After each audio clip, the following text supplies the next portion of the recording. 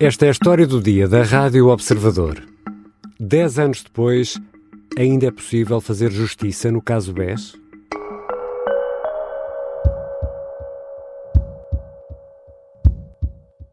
O leopardo, quando morre, deixa a sua pele, e um homem, quando morre, o que deixa é a sua reputação. O provérbio chinês foi citado por Ricardo Salgado na segunda vez que foi ouvido pelos deputados na Comissão Parlamentar de Inquérito à Gestão do BES e do GES em março de 2015. O homem, que disse não ser o dono disto tudo, é o principal suspeito de um caso que, apenas 10 anos depois do escândalo, deverá esta terça-feira começar a ser julgado. Um alegado complô criminoso que deixou milhares sem as poupanças e que mudou a banca em Portugal. É sobre este caso e este julgamento que vou conversar com Luís Rosa, redator principal do Observador. Eu sou o Ricardo Conceição e esta é a história do dia de segunda-feira, 14 de outubro.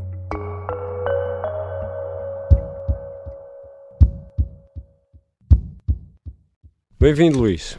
Olá, Ricardo. O BES ruiu há 10 anos, fez anos agora em julho, 10 anos. Que caso é afinal este que vai agora a julgamento? Em primeiro lugar, é preciso dizer que é o maior caso que alguma vez foi julgado por um tribunal português.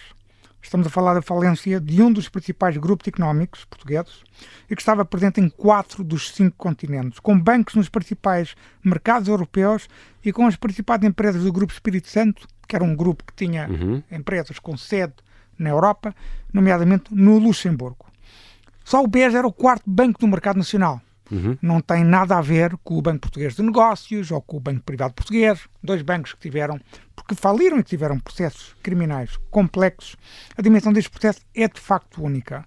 Portanto, é um processo realmente de uma dimensão única. E é também a explicação do Ministério Público para a queda do banco, que não anda muito longe da explicação do Banco de Portugal, que conseguiu condenar Ricardo Salgado e outros administradores por ilícitos contraordenacionais. Ou seja, houve, na perspectiva do Ministério Público, uma gestão fraudulenta do Banco Espírito Santo e do Grupo Espírito Santo, por parte de Ricardo Salgado e de outros ex-gestores, mas houve uma associação criminosa, é esse o principal crime imputado a Ricardo Salgado e outros arguidos, houve uma associação criminosa liderada por Salgado que enganou deliberadamente clientes, falsificou contas e prejudicou patrimonialmente o Banco Espírito Santo e as principais sociedades do Grupo Espírito Santo, provocando a falência dessas empresas e a resolução do BES determinada pelo Banco de Portugal em agosto de 2024. O que é que vai ser julgado? São 4 situações essenciais. Vamos a elas. Já vou dar uma explicação muito simples, há muitos pormenores que vão ficar de fora. Borda qualificada. Milhares de clientes do BES terão sido enganados pelas emissões de dívida das sociedades do Grupo Espírito Santo. Infidelidade.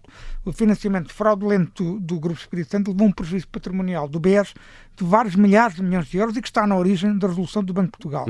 Manipulação de mercado, mecanismos de emissão de dívidas das sociedades do Grupo Espírito Santo, que era completamente controlado pelo DFME, que é o Departamento de Mercados do BES. Era controlado por Ricardo Salgado, ou seja, as sociedades emitiam dívida, mas os compradores eram sociedades offshore e outro tipo de sociedades controladas por Salgado. E depois outros crimes relacionados com isto, nomeadamente branqueamento de capitais e, finalmente, corrupção no setor privado. Ou seja, o Ministério Público imputa crimes de corrupção ativa a Ricardo Salgado e o crime de corrupção passiva no setor privado a funcionários que alegadamente terão sido comprados, entre aspas. Dentro da própria instituição? Dentro da própria instituição, terão sido comprados por Salgado para criarem e executarem todo este mecanismo de gestão fraudulenta do BES. E quem são os principais arguidos deste caso, além de Ricardo Salgado, Bem, claro? É Ricardo Salgado, que é dado... Atenção, nós estamos só, e enfatizo isto, e vamos enfatizar isso mais vezes, se for preciso, estamos a dar a visão do Ministério Público, que está explicitada na acusação. Portanto, o líder desta associação criminosa para o Ministério Público era Ricardo Salgado, e quem é que fazia parte da mesma? Amílcar Moraes Pires, ex-administrador financeiro do Banco Espírito Santo e número 2 de Salgado, Isabel Almeida, ex-diretor do Departamento Financeiro e Mercados do BES, os suíços Alexandre Cadoche e Michel Creton, diretor e funcionário de uma sociedade chamada Eurofin, que é uma sociedade suíça central neste alegado mecanismo de gestão fraudulenta do BES e do GES, e ainda mais 7 diretores e funcionários do Banco Espírito Santo, que não são muito conhecidos. O mais conhecido deles todos é Machado da Cruz, que é o antigo, não é contabilista, mas o commissaire ao conte, é assim que se diz, de várias sociedades do Grupo Espírito Santo. Foi uma personagem muito mediatizada na altura da queda do banco. E a que se junta, por exemplo, também o ex-administrador do Banco Espírito Santo, primo de Ricardo Salgado, Manuel Fernandes Espírito Santo, que não tem o crime de associação criminosa imputado, ou seja, o Ministério Público não dá como membro dessa associação criminosa, mas é-lhe imputado nomeadamente 8 crimes de burla qualificada. Havia também o caso de José Manuel Espírito Santo, que também era acusado de burla qualificada, mas que faleceu e, portanto, faz parte da acusação, mas o procedimento criminal contra José Manuel Espírito Santo já se extinguiu.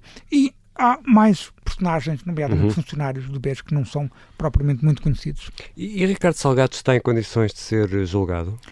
De acordo com a lei portuguesa, sim. Nós já explicamos isto várias vezes na História do Dia, em vários programas da Rádio Observador, e vamos continuar a explicar, fomentando conhecimento da população sobre estas situações. Vamos dizer isto de forma clara. Ricardo Salgado, quando cometeu estes crimes, ou seja, é acusado da prática de crimes, estava são. Portanto, não é inimputável. A inimputabilidade aplica-se a casos que, no momento do crime, as pessoas não estão no céu, na posse de todas as suas faculdades mentais. Ricardo Salgado está no sentido de nunca colocou isso em causa. O que é que acontece? Acontece durante este processo, que já demora algum tempo, Ricardo Salgado teve um diagnóstico de doença de Alzheimer. O que é que a defesa de Salgado quer? Quer que, de acordo com, citando casos estrangeiros, nomeadamente europeus e não só, internacionais, invoca que o seu cliente está unfit to stand trial. Isto é um conceito anglo-saxónico, ou seja, não está em condições de ser julgado. Não está em condições físicas, praticamente. Não está em condições, neste caso, não necessariamente físicas, mas mentais, se tu quiseres. Bem, o que é que acontece? Acontece nos Estados Unidos, quando isto acontece, de facto, há uma jurisprudência americana do unfit to stand trial, o processo é automaticamente arquivado. A nossa lei não é assim.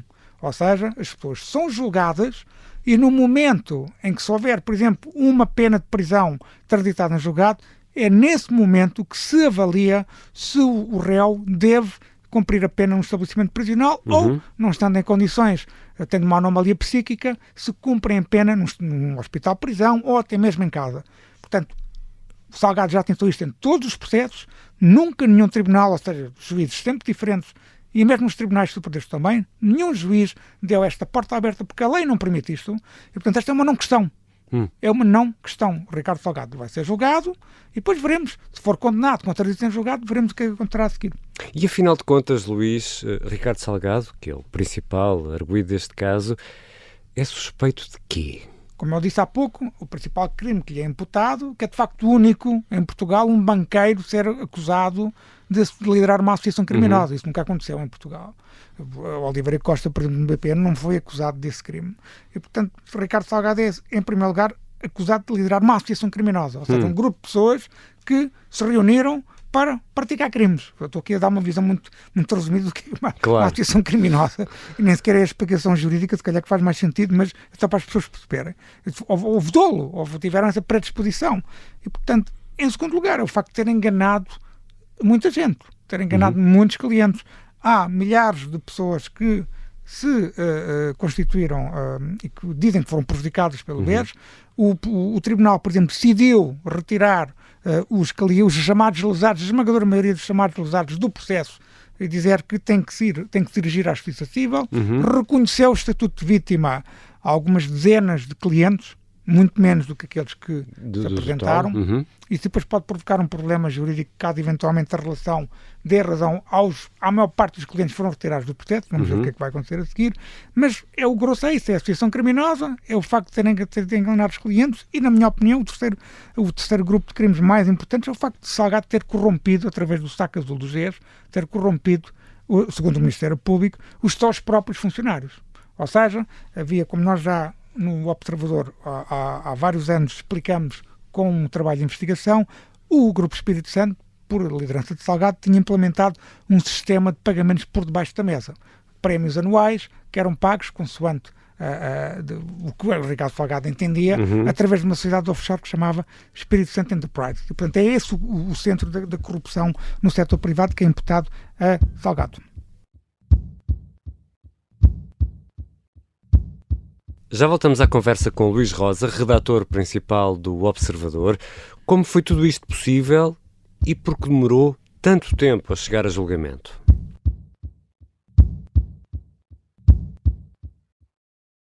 Esta é a história de Vera Lagoa, a mulher mais temida pelos poderosos de todos os regimes.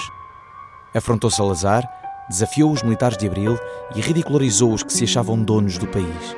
Ela apoiou os presos políticos de uma forma incansável, o que era intolerável para a PIDE. Episódio 2. A mãe de família que esconde comunistas em casa. A Grande Provocadora é uma série para ouvir em 5 episódios que faz parte dos Podcast Plus do Observador. É narrada por mim, José Mata, com banda sonora original de Molinex. Os assinantes do Observador têm acesso antecipado a todos os episódios desta série. Os Podcast Plus do Observador têm o apoio da Kia. Estamos de regresso à conversa com Luís Rosa, redator principal do Observador, que há anos acompanha em pormenor este caso BES. Luís, apesar de todos os problemas que estavas a explicar, o BES, o universo BES, continuou a emitir e a vender dívida de empresas que estavam condenadas. Isso prejudicou milhares de pessoas. Estavas aí a falar dos lesados do BES e já agora alguma vez vão recuperar esse dinheiro? Sim. Pelo menos uma parte. Ninguém pode garantir que todos os lesados sejam ressarcidos. Mas atenção que o Ministério Público neste processo não fez tudo bem, antes pelo contrário, a acusação demorou, o inquérito demorou muito tempo, só ao fim de 6 anos é que foi dada e, portanto, é um processo que demorou muito tempo e o processo podia ser mais pequeno. Mas o Ministério Público fez uma coisa bem, que foi, desde o princípio, começou a apreender património não só de Ricardo Salgado pessoalmente, como de outros administradores do BES, da família Espírito Santo, quiser, mas também de outros administradores e funcionários do BES, como também das próprias sociedades. E, portanto, que há aqui sociedades que são acusadas da prática de crimes enquanto pessoas coletivas. E, portanto, o que é que o Ministério Público quer? Quer que, no final do processo, haja uma recuperação de património na ordem de 11,8 mil milhões de euros. 11,8 mil milhões? 11,8 mil milhões de euros que o Ministério Público pediu, com a condução da acusação, que fossem declarados perdidos a favor do Estado. Atenção, eu não estou a dizer que o património, atenção, esse património é não só bens imobiliários, como joias, carros, também saldos bancários, também acontece, nomeadamente lá fora e aqui em Portugal. Não estou a querer dizer que todo o património arrestado vale 11,8 mil milhões de euros, atenção. Mas que o Ministério Público quer que sejam declarados perdidos a favor do Estado. E, por exemplo, dos 285 imóveis que já foram vendidos, já renderam 123 milhões de euros que estão depositados em contas bancárias à guarda do processo. Portanto, se tu quiseres, para já, estes 123 milhões de euros, que podem aumentar, estão guardados para que no final haja uma distribuição pelos lesados do BES para serem ressarcidos. Um dos objetivos, com todas estas artimanhas, vamos chamar assim, alegadas artimanhas, seria salvar o GES, o Grupo Espírito Santo, da ruína, da falência. Mas os arguidos fizeram isto para salvar o Grupo GES ou fizeram isto também para lucrar algum dinheiro, segundo a tese do Ministério Público? Vamos dividir a resposta em duas partes, rapidamente. Em primeiro lugar, essa tese de que os arguidos praticaram estes crimes, ou alegados crimes, para salvar os GES, é uma visão que eu diria quase 100% fantasiosa, que Ricardo Salgado durante anos tentou vender e que não tem o mínimo assento na verdade. Porquê? Por uma razão simples, basta só dizer este facto, é que a maior parte das sociedades do Grupo Espírito Santo que emitiam dívida e que foram colocados nos clientes de retalho do Banco Espírito Santo, e, portanto, daí uns milhares de clientes do BES em Portugal que foram prejudicados, além daqueles lá fora que não vamos falar deles, do Banco Privé Espírito Santo e dos outros bancos europeus do Banco Espírito Santo, deixando desse lado, essas sociedades estavam falidas desde 2009. Vou só dar um exemplo. O Espírito Santo International, que era a principal empresa do Grupo Espírito Santo, com sede no Luxemburgo, chegou a 2009 em insolvência técnica. Ou seja, desde 2009 tinha capitais próprios negativos 961 milhões de euros e resultados negativos transitários 1,2 mil milhões de euros. Portanto, este buraco foi aumentando ao longo dos anos e que Ricardo Salgado e outros arguidos, de acordo com o Ministério Público, tinham conhecimento disto. Este buraco foi aumentando, por isso é que eram falsificadas as contas. Pronto. E, portanto, essa ideia de que os arguidos tentaram salvar o BES é uma fantasia. O GES já estava falido. há 4 ou 5 anos. Pronto. Segundo, o que é que eles lucraram? Aqui, atenção, o chamado processo BES tem, agora falando aqui de memória, Ricardo, posso estar enganado por 1 ou 2, mas, salvo erro, o processo BES tem 7 acusações ou 8 acusações. Há casos, acusações em que se tem a ver de facto com desvio de dinheiro para o próprio bolso das pessoas. Por exemplo, Ricardo Salgado, que está prestes a ter uma condenação transitada em julgado, só tem um recurso no Constitucional, é precisamente num desses casos, que é o caso de abuso de confiança, que não tem nada a ver com este caso que vai ter agora julgado, já foi condenado a 10 anos de prisão por ter desviado 10 milhões de euros para o seu próprio bolso do Grupo Espírito Santo. É essa a acusação que já está encerrada em termos de factos materiais, esses factos materiais estão encerrados, estão dados como provados. E há outros casos de outros administradores. Aqui neste caso, em termos de desvio de dinheiro para o seu próprio bolso, utilizando essa expressão, que de acordo com o Ministério Público estamos a falar de alegadas luvas de 56,8 milhões de euros que, através do saco azul do GES, sociedades offshore... Eu estou nesta altura a arquear as sobrancelhas. E outras sociedades offshore... 56 milhões de euros que foram pagos a administradores, como Amílcar Moraes Pires, diretores como Isabel Almeida e outros diretores e funcionários do BES, okay, ao longo dos anos, para que fosse implementado o tal sistema de financiamento fraudulento do Grupo Espírito Santo à custa do património do BES e dos clientes do BES. Isto, volto a repetir, são imputações do Ministério Público. Exatamente, estamos a falar aqui da tese que o Ministério Público está a apresentar em tribunal. Ou seja, temos aqui um caso de alegada corrupção, falsificação, burla, alegadamente praticado pelo mais importante banqueiro do país, ou por uma equipa alegadamente liderada por ele, num setor que é regulado, acompanhado. Luís Rosa, como é que foi possível isto acontecer durante tanto tempo sem que os sinos tocassem a rebate no Banco de Portugal, na Justiça? Essa pergunta já foi feita muitas vezes. Como tu sabes, eu fiz um livro com o governador do Banco de Portugal, Carlos Costa, que se chama O Governador, que já deu na altura, livro de grande impacto. Que teve um grande impacto na altura. Eu tenho uma análise, este programa também serve para fazer análise. Claro. Análise / opinião, se tu quiseres. Claro. Eu acho que o Banco de Portugal falhou na supervisão, mas o facto de ter falhado na supervisão não significa que seja culpado dos crimes que foram praticados por estas pessoas. Ou então, vou dizer de outra forma... Falhou por ser enganado? Sejam culpados dos ilícitos contraordenacionais, que o Banco de Portugal seja culpado dos ilícitos contraordenacionais que já foram dados como provados e transitaram em julgado e levaram que Ricardo Salgado levasse com períodos de inibição superior a 10 anos, como banqueiro e outras pessoas também, tipo Amílcar Moraes Pires. Podemos criticar o Banco de Portugal, eu acho que é criticável, mas o Banco de Portugal não tem culpa da monstruosidade que está aqui em causa.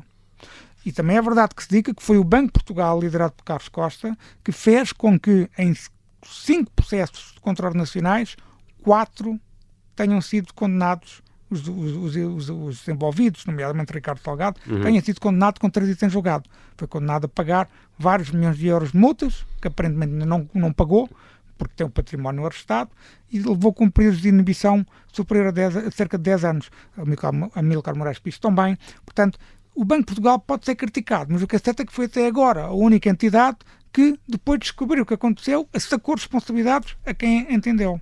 E isso foi encerrado, teve trânsito em julgado. E há outros processos, já aqui falaste deles, mas este será o grande processo BES, e 10 anos depois, Luís Rosa, com um julgamento que se antevê longo, difícil, nós podemos fazer esta pergunta, que no fundo é a pergunta que lançamos no episódio de hoje da História do Dia: ainda é possível fazer justiça?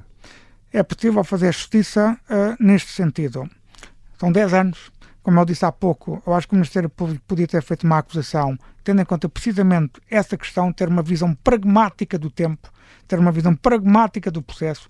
Podia ter feito um processo mais pequeno. O Banco de Portugal dividiu esta acusação, representa, se tu quiseres, praticamente os 4 processos de contraordenação, não todos, mas uma parte importante dos processos de contraordenação do Banco de Portugal. Esta acusação podia ter sido dividida em 2 ou 3 outras acusações, o que faria com que os processos do Universo Espírito Santo tivessem, se calhar, 10 ou 11 ou 12 acusações, ok?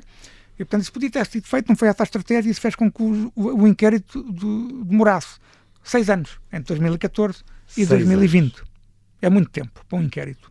Em segundo lugar, este julgamento espero que não chegue perto dos 6 anos e 7, 8 ou 9 meses, salvo erro, que o caso BPN demorou a julgar. O BPN era um banco muito mais pequeno que o Banco Espírito Santo. E o que está aqui em causa neste processo é algo muitíssimo mais complexo do que no caso do BPN. Nós, jornalistas, já tivemos conversas com o Conselho Superior da Magistratura. Há, de facto, uma sensibilidade da parte do coletivo que vai julgar este caso, liderado pela vice-presidente Helena Suzano, que é uma magistrada muito experiente.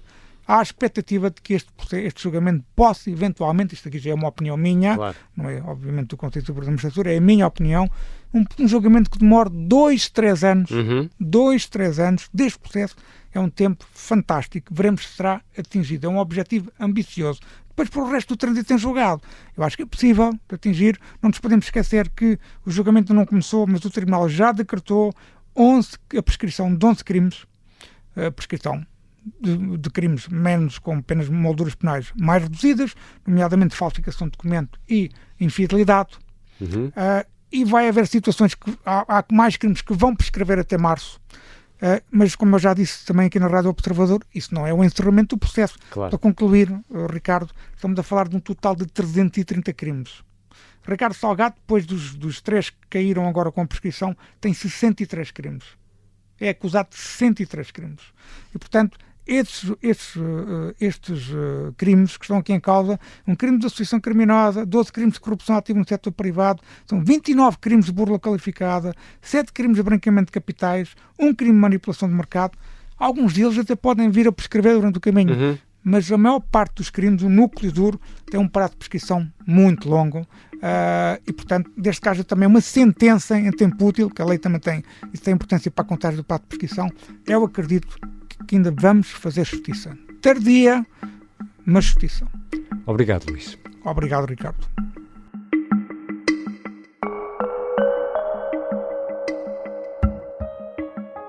Luís Rosa é redator principal do Observador e há muito que acompanha a criminalidade económico-financeira. É também o anfitrião do podcast da Rádio Observador Justiça Cega. Esta foi a história do dia. A sonoplastia é do Pedro Oliveira, a música do genérico do João Ribeiro. Eu sou Ricardo Conceição. Até amanhã.